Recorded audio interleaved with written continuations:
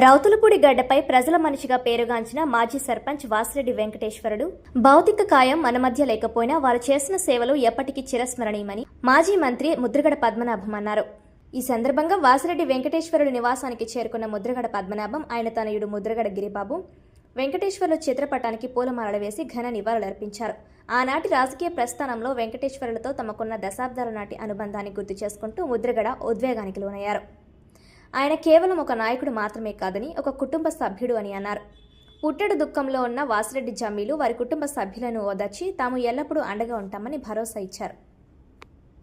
కాకినాడ జిల్లా రౌతులపూడి మండలం రౌతులపూడి గ్రామంలో మాజీ మంత్రివర్యులు ముద్రగడ పద్మనాభం గారు పర్యటన చేయడం జరిగింది. ఎందుకంటే రౌతులపూడి గ్రామంలో సీనియర్ నాయకులు దేవులు గారు వాసిరెడ్డి దేవులు గారు ఇటీవల కాలంలో మరణించడం జరిగింది.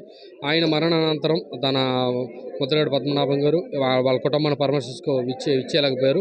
ఇప్పుడైతే మాత్రం వారితో ఉన్న అనుబంధం ప్రకారం వాళ్ళు ఇక్కడికి రావడం జరిగింది. ఎందుకంటే ఇప్పుడున్న ఇన్ఛార్జి గారు గిరిబాబు గారు అయితే అయితే అలా ముద్రగడ పద్మనాభం గారు అయితే కుటుంబానికి ఎంతో ఇప్పుడున్న రాజకీయ అప్పటి నుంచి కూడా నా వెన్నంటి ఉన్న దేవులు గారిని వాళ్ళ కుటుంబాన్ని పరామర్శించడం విధానం ఇప్పుడు కూడా వాళ్ళ బిడ్డలు కూడా నా బిడ్డతో పాటు కూడా వెన్నంటి ఉండి వాళ్ళని ముందుకు నడిపిస్తున్నారు. కనుక రాలేని పరిస్థితిలో నేను ఉన్నాను. కొంచెం ఆరోగ్యం కుదిరిపడిందండి. వారి ఇంటికి వచ్చి ఆ పిల్లలు పలకరించడానికి వచ్చాను. అయ్యా అసలు దేవుడి గారు ఐస్ గారు చనిపోతే వారి బాడీ నేను కొమ్ము మోద్దాం అనుకున్నాను. భగవంతుడు అవకాశం నాకు ఇవ్వలేదండి. ఆ టైంకి నేను హాస్పిటల్ ఉండటం వల్ల అనారోగ్యం పాలవటం వల్ల రాలేకపోయాను.